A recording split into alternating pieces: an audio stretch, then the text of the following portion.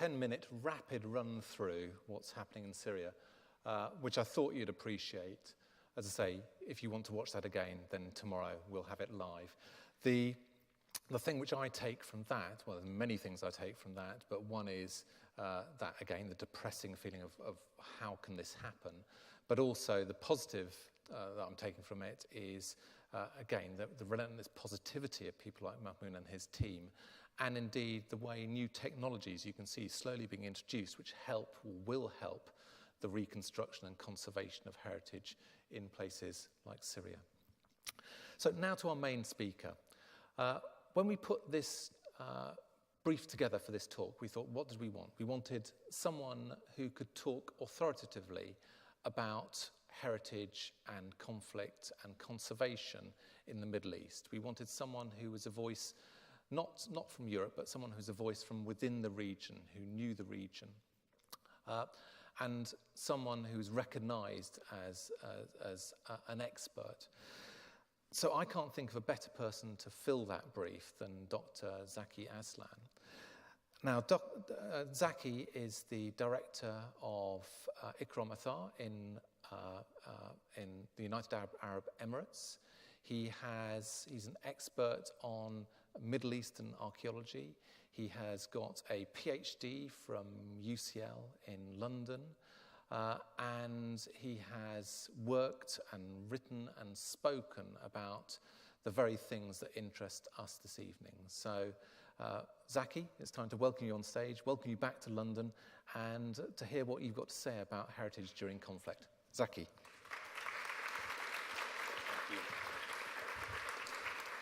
Very much, John, for this introduction, and thank you for inviting me. It's an honor for me to be among this distinguished audience, and in fact, it is an opportunity for us, particularly from the organization to which I belong, ICCROM, to have this opportunity to introduce the international community to the plight of the cultural heritage in the Middle East and examining strategies to protect the historic buildings and monuments in the region as the crisis rolls into its 6th year now. I was very pleased also to hear Dr. Ma'moon Abdel Karim with this introduction because we've been working, as I will explain later, with all those who are active in the field in trying to protect and salvage, the cultural heritage of humanity, as Dr. Ma'moon mentioned. So we are dealing truly with human heritage. I just don't want to repeat what Ma'moon has shown you on Syria, but I just wanted to remind you of some of the images that we had in 2003 of the Baghdad Museum and how what happened, in the region in the past years. The Institut d'Egypte in Cairo, which was put on fire, and most of the manuscripts which came from the Napoleon time were destroyed and burnt, and that actually was really a major incident that affected such rich cultural heritage in Egypt. Of course, I have to mention in this context that the ruler of Sharjah, who had copies of these manuscripts, could manage to support with some of these documents which were lost forever. And we're talking about the memory here.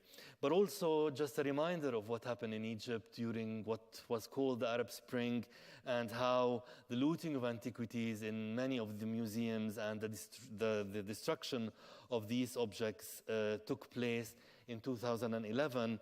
And one could consider this as an organized war crime. Now, these images, you have seen many of them from Ma'moon. I wish I saw what Ma'moon showed you, but I think it is just to recall, the differences of the sites that Ma'moon tried to show here from Palmyra, and he mentioned also these images from the various monuments. And here you see before 2011 and before August 2011, the same temple he showed, and after August 2015, how this was destroyed. But also one could look at other sites in the region, especially in Iraq, where you could see here the Nabi Yunus Mosque, also the Mar Elias Monastery, and the Mosul Museum that we also, I believe, on the TV, how ISIS destroyed these precious artifacts. And again, Mamoun referred to the destruction that took place also, and the salvage and the efforts that were done by the Antiquities Department at the museum in Palmyra. Here, one should note the fact that these areas of tombs were not touched by ISIS. Also, other images that also Mamoun showed, you could see this drastic, what happened in Aleppo is really heartbreaking, and it's really sad to see much of this important built heritage of such cultural heritage of humanity being destroyed. And again, he showed some pictures of the Umayyad Mosque and how also it changed in this before 2013 and after. And Dura Oropos, he also mentioned. And Nimrud, thanks to John, who shared with us Falah's pictures also on what happened on this particular site of Nimrud. These are more images from Aleppo. This is a Maronite church where you could see the damage also on churches, not only mosques. And other images for you just to have an idea of the amount and how the terrorists and these groups have destroyed such important cultural heritage for the world, not only for Syria. More images also. Mamoun showed Dar Ghazali, and you could see that again. I apologize that I'm repeating similar pictures, but it's just to give you an idea about the extent of damage that took place in these significant areas. And from the Citadel of Aleppo, now you could see the amount of damage that occurred in this part facing the citadel.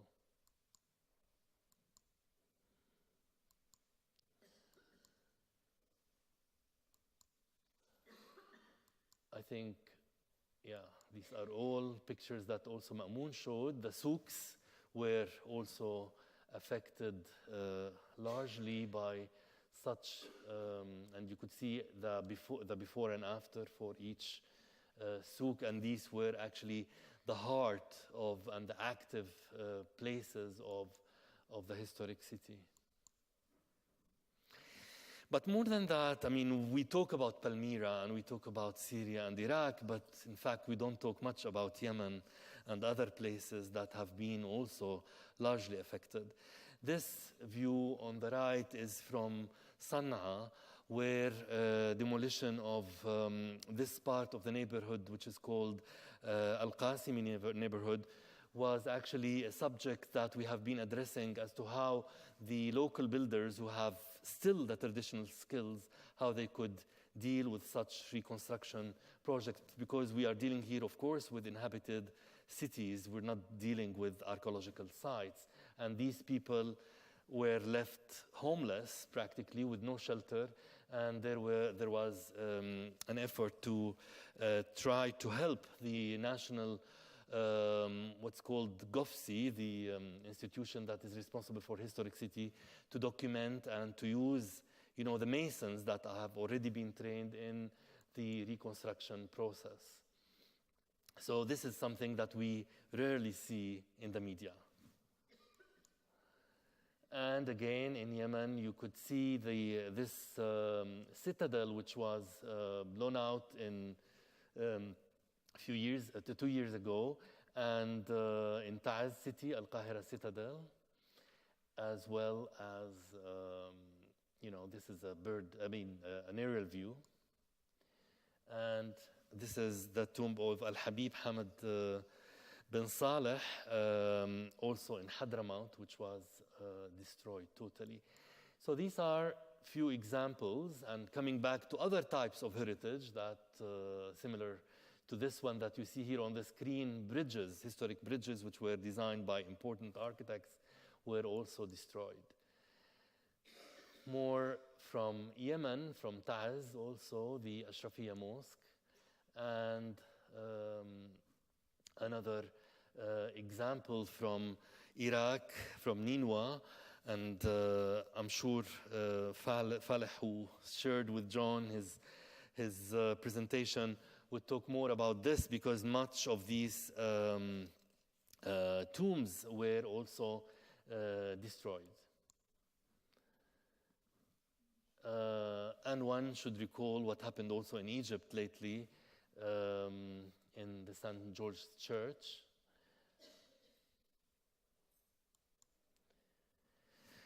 Okay, so I just wanted to, I cannot start my presentation without showing you these examples. And of course, there are much, much more than I've just shown. But what I wanted to highlight here is that this conflict continues to dominate the Middle East, resulting in, of course, airstrikes, gas attacks, and combative fighting on the streets. And as you know, as the death toll rise, so too do the cultural catastrophes, as heritage is deliberately targeted by terrorists who are blowing up, looting, and ultimately destroying the region's monuments and artifacts. Okay, what I wanted also to highlight here, the situation of the people. So we're talking about monuments and heritage, but also we should highlight the fact that all these people are affected. These are just images just to put you also in the,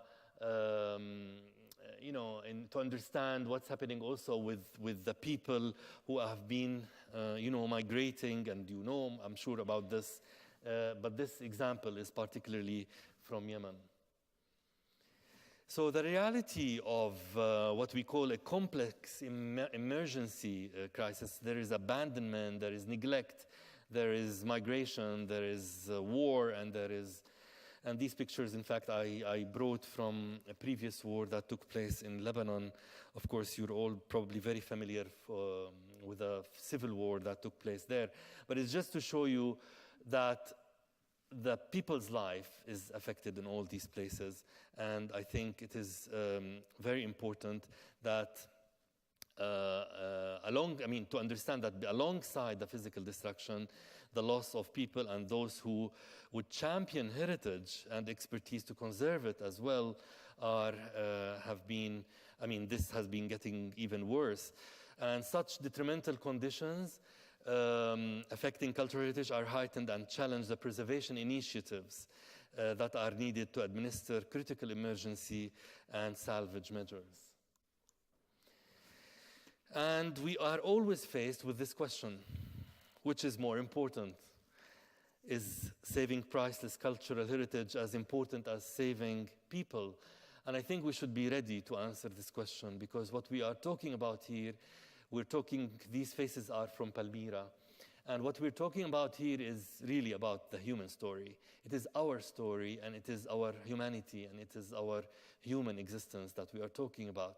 So there is no difference, in my opinion, when we talk about the people and these treasures that have been destroyed, because we are destroying memory, and we are destroying also our story of humanity. I also would like to highlight the fact that on the international level, perhaps many of you are familiar with the Hague Convention of 1954 and its second protocol, but I wanted to highlight this fact that this convention states that being convinced that damage to cultural property belonging to any people, whoever or whatsoever, means damage to the cultural heritage of all mankind. since each people makes its contribution to the culture of the world. And this is really something, of course, maybe to many of you is known, but to others we really need to highlight, because this is at the convention, which is really a binding document between all the member states who are signatory of this convention. But also, I would like to highlight the fact that the importance of respecting the safety of cultural heritage is confirmed in Article 15 of the United Nations Pact on Economic, Social and Cultural Rights, the Pact 1 of the UN. And this article secures the right of access to this heritage as an integral part of human rights. So these are important documents to refer to, because they are legal somehow, legal documents. And we heard, I'm sure many of you heard of the latest UN security resolution that was also considering culture at the heart of destruction of culture as a war crime. So with this, I would like to introduce you to what we have been trying to do. We were trying to strategize what we could all do together. It's not only the institution that I belong to, but how we could all have a kind of coordinated effort to address this chaos and this uncertainty amid the horrors of conflict and war, and how we could make the planning of all of this in a meaningful way. Although planning of such all-purpose set guidelines sometimes is very difficult, if not impossible.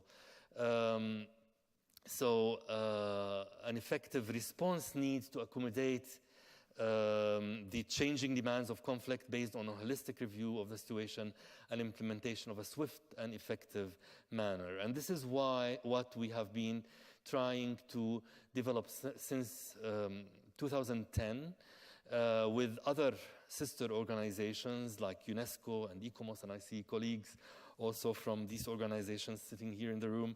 So we've been trying to work together to see how we could address this issue. But before I explain what we have been doing in the past 6 years or so, what I wanted to highlight is the fact that we always talk about this period of crisis, during crisis, what we could do. But in reality, this Arab world, and you can see on this map different levels of, sometimes they're conflicts, sometimes they're civil wars, sometimes it's riots or protests. And I mean, there are varying degrees to address these issues at this, in this region. Talking about this period of crisis would help us to think not only during, but also to reflect on the before and the after. And I will explain this in a moment. This slide from Syria also illustrates the extent of looting and illicit trade. And this letter is actually by somebody from ISIS, I mean the leader from ISIS, giving his instructions as to how, this organized crime, as we should call it, not them, can be, organized, and how, they could utilize such cultural heritage to finance their presence and their existence and their actions. So ICCROM-ATHAR is actually an office of ICCROM. I don't know how many of you is familiar with the organization ICCROM. It is an intergovernmental organization established by UNESCO in 1959, and it is the only institution with a mandate, intergovernmental institution with a mandate to protect cultural heritage worldwide.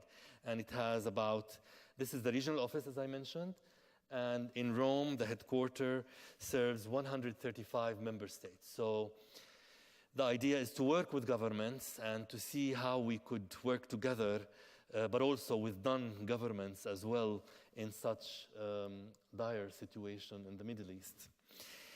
So I will start by giving you some idea of what we have been doing. For Libya, for example, we had an important strategic meeting to develop an action plan for the protection of the Libyan cultural heritage, which was attended by the UN envoy to Libya.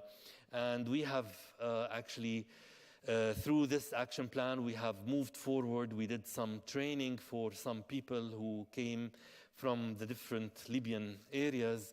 And now we are helping them in their pilot projects to salvage cultural heritage sites and museums by providing security and also emergency actions. So this action plan, in terms of policy, we have been working, and this is one example for Libya, which we organized together with UNESCO, with the support of the Embassy of the United States at the time.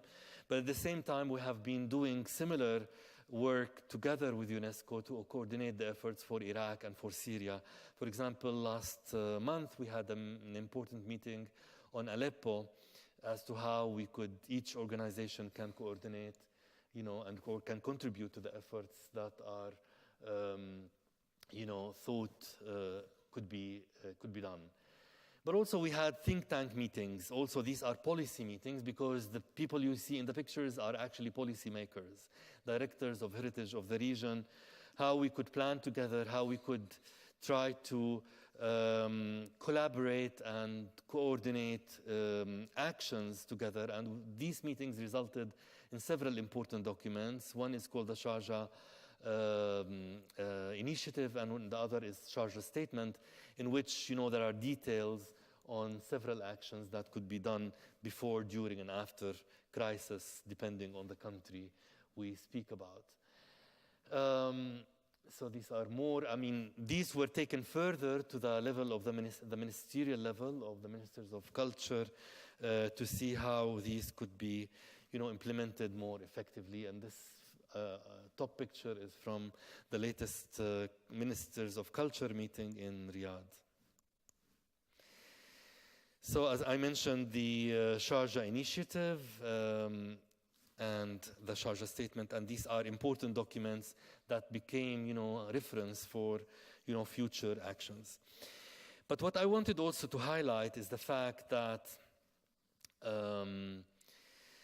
of course, we talked about legal aspects at these meetings and calling to observe the Hague Convention, for example, and consolidating, you know, international cooperation, but also with humanitarian agencies and humanitarian actors working in the field.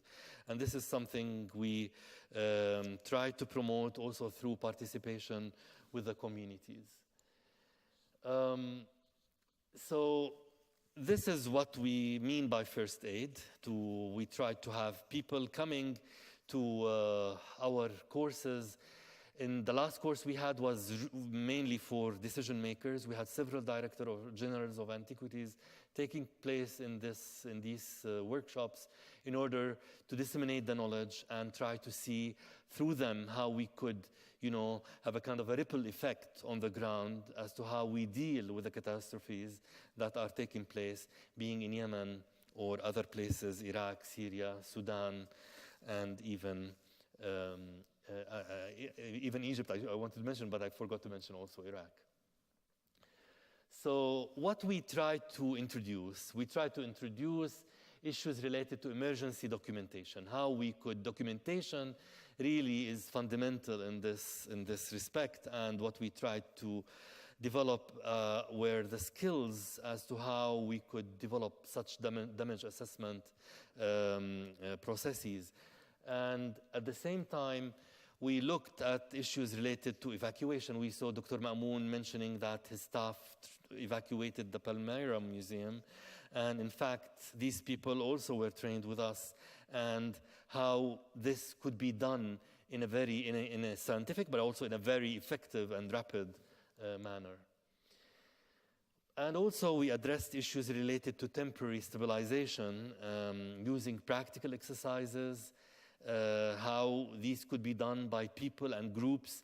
The idea was to create new, kind of like leaders in each country, or a nucleus if you want, in each country where they could address these issues, stabilization, and also, for example, how they could deal with areas of storage. And we had didactic materials in videos, and because people don't have access sometimes, don't have even internet, such as in Yemen, so we tried to introduce them with material that they could learn from, how they could implement actions on the ground. In the area of documentation, we also addressed issues related to drones, how to read satellite technology images using, images that come from our sister organizations, but how to have documentation techniques and technology that are simple but effective.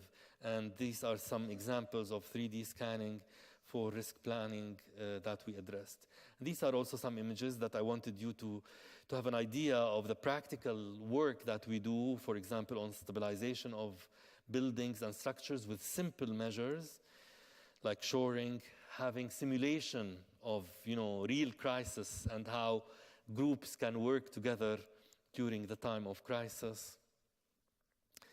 Again, how they could also salvage objects and how they could register them, and all in a live manner, if you want. So these courses actually took place.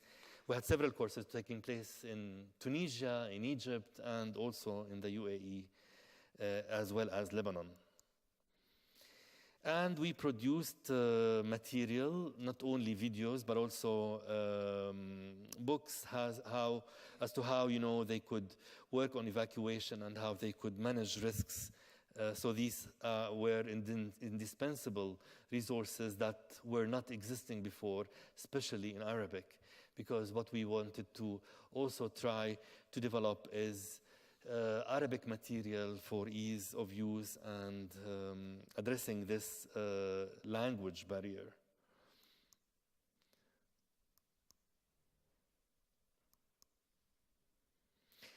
One good example, and it's in a way a model, is the Egyptian rescue team.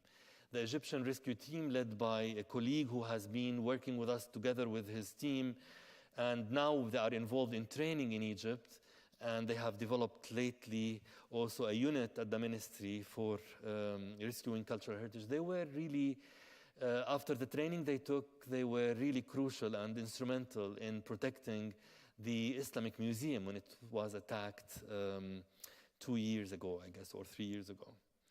So this is what we wanted to achieve, like national leadership teams who could really react and work in the field.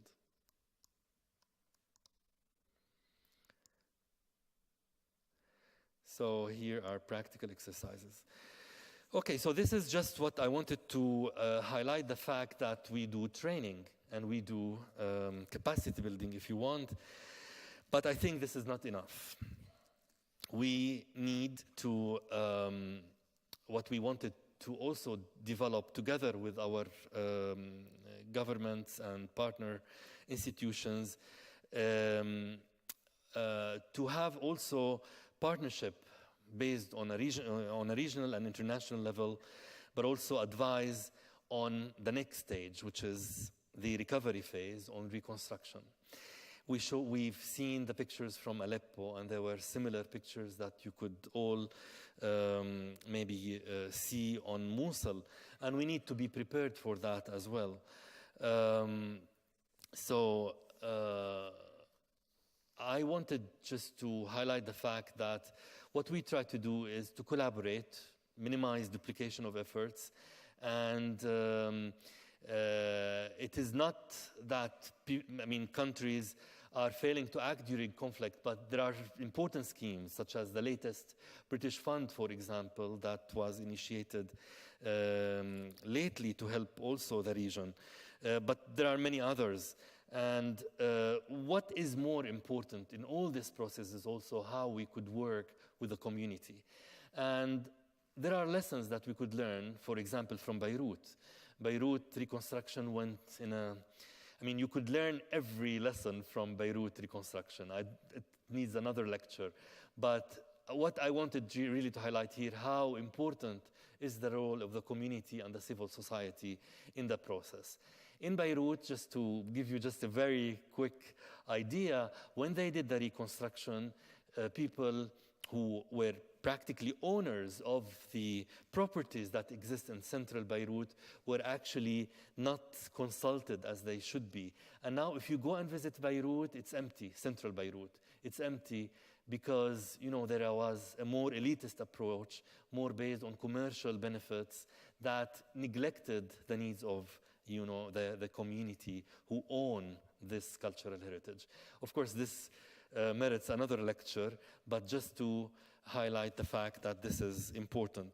And talking about collaboration, I mentioned the British Fund, but also what we have been doing has been recognized. And because I thought I should share this with you now in England, because Prince Charles visited us and saw what the students and the participants and even the director generals were doing in how they treat, you know, the different types of objects and how they also were introduced to all these methodologies that I've just mentioned.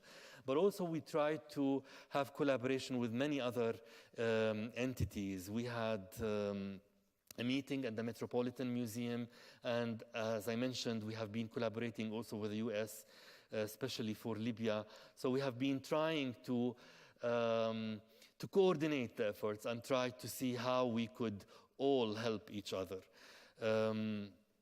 This is Beirut, which I just mentioned, and the lessons that we could learn after the reconstruction, because one other aspect is that they embarked into doing major archaeological work in the central area of the city, and in fact, many of such archaeological objects were lost. This monument, for example, has become part of a new souk in Beirut, and without any context that remained around it. What I wanted here to highlight is the fact we need to be prepared. Once, you know, we are ready to start reconstruction and post-conflict reconstruction, we will not be having, you know, the administration, because now we have administrative gap, you know, existing there. But we might have the money coming in, and the media will have really great attention.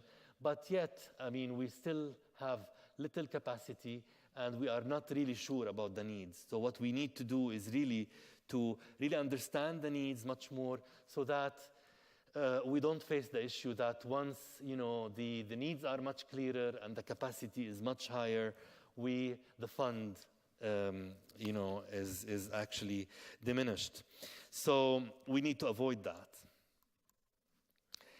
In order to do that, we had a meeting at the Louvre last January to address the issue of post-war reconstruction. And what came across very you know, clearly at this meeting is how we as professionals, we need to work also with the development agencies. There were many development agencies participating in this who participated in this meeting. So there should be also a dialogue between us and those who are involved and who will be involved in the reconstruction process.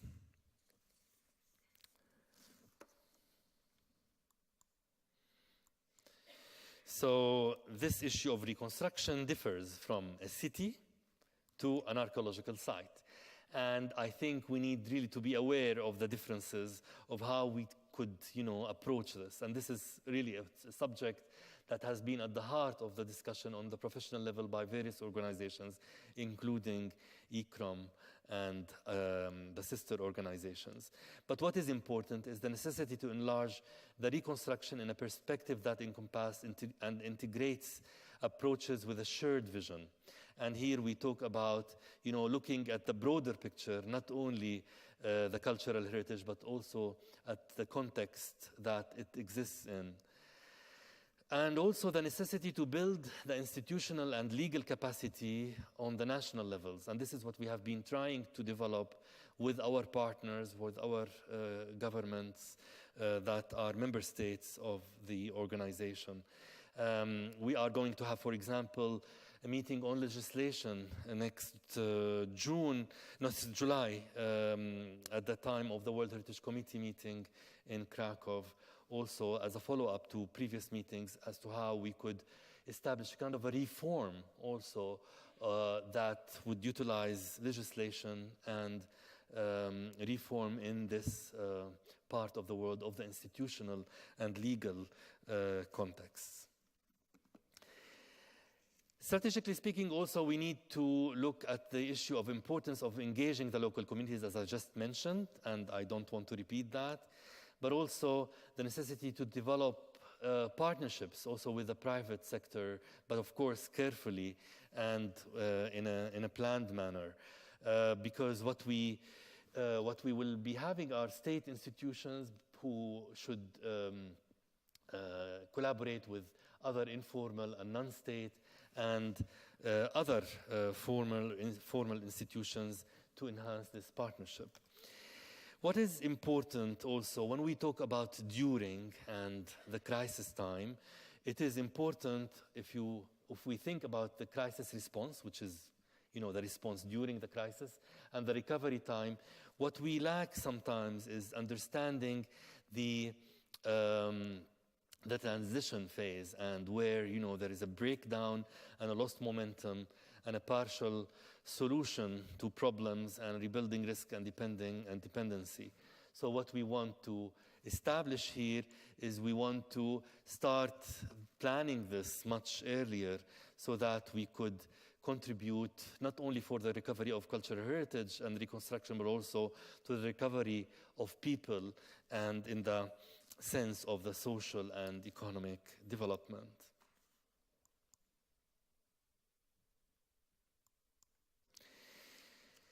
But also we need to look at how we could, as I mentioned, work with policymakers, with the local communities and the cultural heritage institutions, and each one has something in common with other stakeholders' involvement that we need to think about, also respecting the diversity, not only the diversity of institutional or maybe the nature of these stakeholders, but also the diversity of the beliefs that exist in this part of the world. Finally, I have a few messages just to end my lecture, how we could look for the future. As I mentioned, we have been facing cultural cleansing, as Mrs. Bokova, the director of UNESCO, calls it in these countries, and we should all condemn the deliberate destructions and the cleansings. And as I mentioned also, the UN Security Resolution was actually in favor, or actually is an important tool that came out lately in this direction. We need also to invite international communities to demonstrate their solidarity and to activate the necessary human and financial resources. Any commitment to peace process must also include the protection of cultural heritage in its agenda. We have negotiations, for example, in Syria or in Iraq or in Yemen. We should really make sure that cultural heritage becomes part of this peace agenda. Also learning from the past, which, as I mentioned, the local community will have an important role in the recovery. And so it is essential to work with those on the ground. These buildings and monuments belong to the local people who identify with them. It is important for us not to forget that. And we hope that world nations should unite for heritage protection, as this is part of our human story, as I mentioned. This period of darkness for the destruction of monuments and cities made even worse by the dramatic loss of lives. But what I wanted here also to mention is the importance of the role of museums. Museums are losing contact with the communities that populated the cities they lived in. In some countries, education and awareness policies have faded, where in order to cope with the crisis resulting from the growing migration, for example, more courageous cultural inclusion policies across Europe would be needed. I think also going beyond what I spoke about and the actions, As I mentioned, many other organizations have taken this issue as a priority and at the same time have put together a partnership agreement under the UNESCO motto, Unite for Heritage, which you might be familiar with, associating with those movements of society and civilians who are precious lever for passion and energy. Of course, the efforts in place are not enough to meet current and future needs. It is necessary to work in emergencies, but also to look beyond it to the sustainable development of countries where crises originate. Indeed, the cultural heritage, both the countries of origin and the new ones of the countries that welcome refugees, must be the common ground in which to share knowledge and respect to help overcome the inevitable difficulties of living together and reconciling diversity. This is the most truthful meaning of the expression of heritage for humanity. What we at ICCROM were born to study and teach to preserve the cultural heritage in its physical form. But we learned that it is equally important to keep our work in this spirit, because this spirit is stronger than any destruction and is the only one that not only justifies but necessitates the reconstruction of destroyed heritage. As an intergovernmental organization, we think that these ideas should be shared not only by a growing number of people, but also by a growing number of governments who should be inspired to develop their policies. And these are pictures from Syrian artists who have been, illustrating, the migration of Syrians to different areas. So we have to look into this future. We have to make these cities alive. This is a view from Homs, where in a church which lost its roof, they were still celebrating a wedding, and a colleague from Syria wrote a note actually in our course, "Life is stronger than destruction." Thank you very much.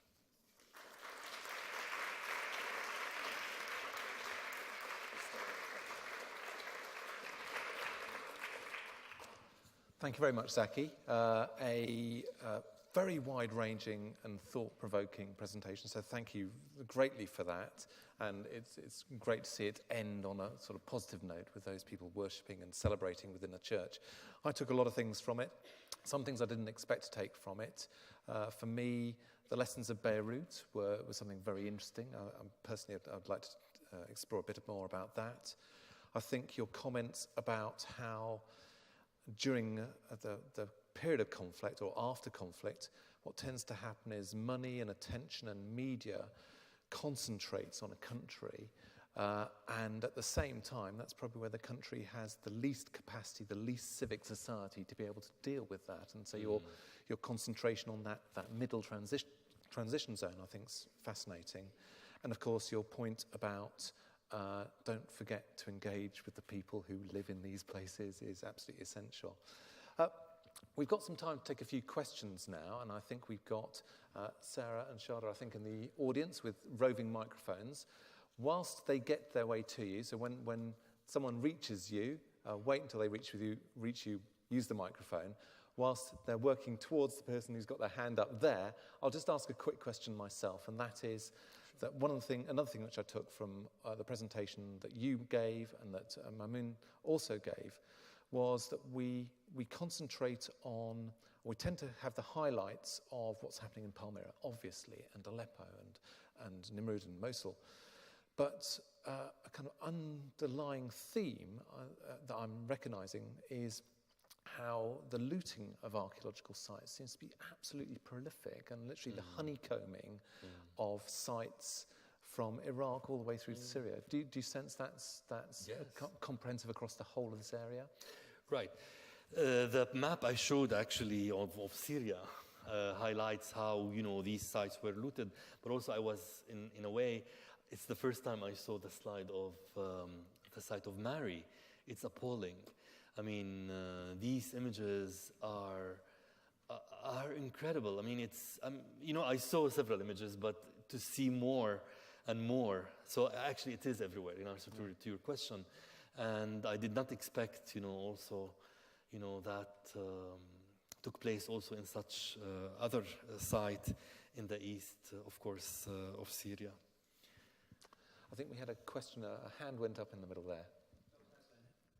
Hello, my name is Lieutenant Colonel Tim Purbrick. I'm a staff officer at Army Headquarters, and I'm responsible for reintroducing the cultural property protection capability into the UK Armed Forces following the ratification by this country of the Hague Convention 1954, which places obligations on us to do that. When we've recruited our 10 to 20 specialist reserve officers into the Army, Navy and Air Force reserves, what's the one piece of advice you'd give them as they march out of the door on their way to a conflict? And my second question is, we're trying to understand where cultural property is that we need to protect around the world so that we can properly discharge our obligations under international humanitarian law. Will you help us in building that understanding? Yeah, sure. In fact, we have been working with several similar institutions, and lately there has been a meeting in Rome with the military and the civil defense. And you know, the Italian Carabinieri are also very well equipped in this. It's probably a unique example where the soldiers and the military is, the Carabinieri, I should say, maybe not, they're not exactly military. They are actually ready as to how to address, you know, the issues on the ground. We have been doing several sessions also with other organizations, including, I mean, when I mentioned, you know, people coming from these countries, it's not only the professionals. We have also people coming sometimes from the civil defense, from, you know, different areas. And I think we need to share the information with your institution, perhaps to make the people aware as to how they could intervene and how also they could collaborate with other humanitarian people on the ground. So there are many steps that could be looked at, and these are actually at the heart of our publications, latest publications, and the didactic material that we have produced. So I'm sorry I did not answer your question because it's long if I want to answer all these steps. So, but we will be very pleased if there will be any, you know, collaboration in this direction, because I believe that the role of the military and the people who are on the ground is also very crucial, and they could really help the professionals working on the ground in their tasks. There's some hands up in the middle here. Perhaps we can get a microphone over there. Just here, please, Sarah. Richard Hughes, President of ICCROM UK. I doubt if I will ever get back to my projects in Aleppo Citadel or in Sana and Shaban and Kaukaban. I do have concerns about reconstruction, and as you know, the World Heritage Centre has working parties dealing with authenticity and integrity related to reconstruction. The one thing that I was wanting to stress was the power of cultural heritage. And I thought the one thing that could be stressed is the role that it has inside the 17 Sustainable Development Goals of the UN that will make heritage a real driver for development, never mind in such situations as we've seen today, but generally in the Middle East and in Africa and in Asia as well, that it really is a means of progressing our heritage and our culture as a key tool for going forward. That's correct. I think your question has two parts. The first is related to reconstruction and authenticity, and this is something that together with our sister organizations, as I mentioned, ICCROM, I can see people from ICCROM. I'm happy to also see you, Mr. Hughes, who have been working also on some guidelines for reconstruction, but that is more related on the, you know, the material, if you want, aspect of reconstruction. What we have been trying to widen up is to look at the broader issues, which you have mentioned in the second part of your question, which is more related to the sustainable development and how could reconstruction be beneficial to people and how we could truly work on a recovery phase. Perhaps we should not use the word reconstruction, with the various actors who could, you know, help develop such possibilities. So we try to perhaps use it as an opportunity. Let's be positive sometimes. And that's right. Tangible and intangible. Because when we talk about the community, we directly talk about the intangible too. And I suppose there are plenty of examples of where heritage-led regeneration or heritage has been the driving force to economic recovery and to social recovery. So there are some great examples out there of where heritage benefits a country or place which has suffered terribly. Right. Some more questions. We've got two people down here. So can we have a microphone over here? So perhaps the gentleman in the front and then back to Kate afterwards. Yes, hello. My name is Leonardo. I'm a student at Cottbus University in Germany. Also volunteering at Heritage for Peace. The question is, when it, a lot of the mechanisms we have in place for protecting heritage usually deals with working with state parties, so representatives obviously of the government. But of course, especially in these kind of wars, like for example, Syria and Yemen, there are multiple actors. And yeah, my question is, you very briefly mentioned something about this, but I wanted you to perhaps elaborate. How do we go about, assisting these non-state actors who are also involved in this protection? How do we give them capacity? Right, well, we're starting this by having them as part of the courses and workshops that we have, for example. We had many people who came to the courses, not necessarily from the state authorities, but we had several NGOs and several, as I mentioned also,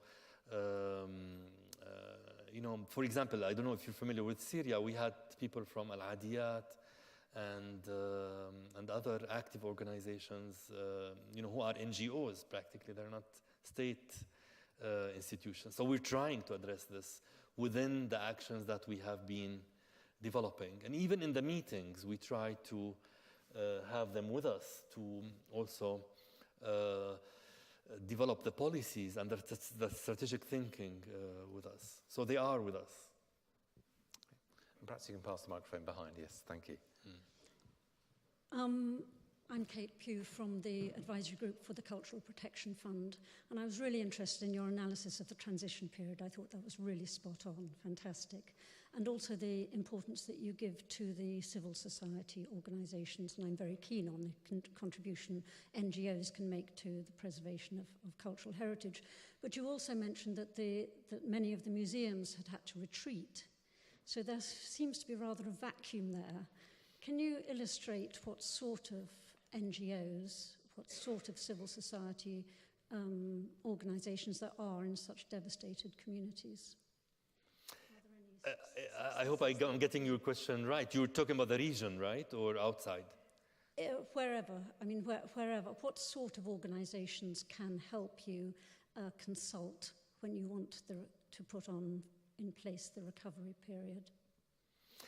No, I mean, my last comment related to museums, I feel like, museums were so busy having exhibits, bringing, artifacts from different places, but we are really missing the point as to how, we could also educate the community around the museums. In fact, ICCROM, another sister organization, had the latest meeting in answer to your question, because I think we should also think about not only local, but also international organizations. ICCROM had a meeting which we also took part in lately as to how, museums have a role in this issue. And there were really interesting discussions. So if you want, I could share that with you. I think that is something that they came up with few guidelines as to how, museums have a role in this direction. This was actually a meeting that took place last month. And perhaps we'll take two more questions, one there and one here at the front. So perhaps can we have a microphone there, please, with the gentleman? Thank you. My name is Hassan Mahdi. I am Vice President of the Vernacular Heritage ICCROM Committee, International Committee. And I was very pleased to see that you are pointing to the difference between archaeological site and the living city. And in the case of vernacular heritage, as you rightly mentioned about the communities, and also about when you mentioned the displacements. So my question is that after the disaster is over and we are looking to the recovery, and then the stonemason is now owns a kebab shop in Berlin or works as a taxi driver in New York or something like that. I mean, like with this displacement, when we are addressing the vernacular heritage, because the vernacular heritage is tangible and intangible, and also because it's about the way of life, then towards that, we cannot only record, as we did with Palmyra, the actual physical buildings, but we need to do so much about the community and the traditions and the skills and so on. I totally agree, Hussam. Thank you for this. You are actually stressing the point that I was trying to mention when I showed you the graph. You know, the capacities, I don't mean only capacities of architects, but also capacities and having people who are able to do the work for reconstruction, including the masons, for example. Just on the side, I was so surprised when, the reconstruction of the neighborhood in Yemen that I showed, Al-Qasimi neighborhood, was actually rigorously looked at as a monumental heritage by, some bodies who are responsible to comment on the reconstruction. And I was actually arguing with them. The traditional skills already exist. People know how they build their vernacular architecture in that particularly in Yemen. I mean, when we talk about Yemen, you have the people, you have the skills, you have the traditional continuity. So what are we? I mean, we are not dealing with a monument. We are not dealing with an archaeological site. These people are roofless. They need a roof. They need to rebuild and they actually worked on really very professional plans to do the reconstruction. So thank you for your comment. And perhaps we can have the final question down the front, please. Yes, I'm Margaret Friday. I'm a volunteer at the British Museum, and I know they actively bring people from Iraq and Syria to train in the conservation department.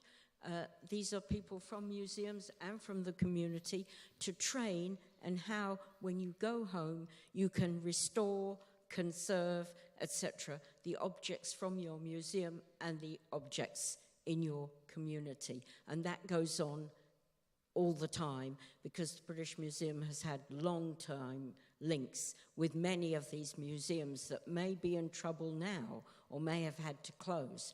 But in the meantime, people are coming and being trained in how to conserve, restore, etc. So this is actively going on via the British Museum. Perhaps I should highlight the fact, just my one last comment, if you allow me, John. The set of skills that we have developed in these workshops are not confined to conservation per se. And coming back to the question from the gentleman from the military, we were trying to address also other skills of leadership, of communicating with the community, so we are not really, so in terms of conservation, we're talking about stabilization, quick, fix. And so it's not really the usual conservation courses we used to do. So we have a set of skills that we have been trying to develop to address all these issues. Thank you. I did see one last person who's desperate to ask a question. I am. I've been waiting. My name is Lisa Mol. I've been conducting some research on the impact of ballistics on built heritage. And as I've been steadily working my way up from the, say, 1660s musket balls into the more contemporary AK-47s and AK-38s, one of the things that isn't entirely surprising but is still quite shocking is just the sheer amount of damage that this new weaponry inflicts on stone structures. And I guess the one thing that I've been asking myself over the last 2 or so years as I've been looking at this is basically how much of this could still be salvaged? How much, as someone who's been on the ground there, how much of the heritage that's been damaged do you think can still be salvaged for future generations? Very good question. I mean, we have been also, and I see my colleague Bijan over there, we have been also addressing the issues of how we manage, for example, the rebels you're talking about, for example. And I think we were supposed to go to Aleppo, in fact, with our colleagues from UNESCO and the ICCROM representative who's there. But we did not do that. So that there should be a way of how we could deal with such masonry buildings and remaining, if you want, pieces of masonry. Because, in fact, as we learned, the non-professionals, and there is the UNDP over there, have been moving all this, stone masonry, and they asked them, our colleagues from UNESCO, they asked them to stop.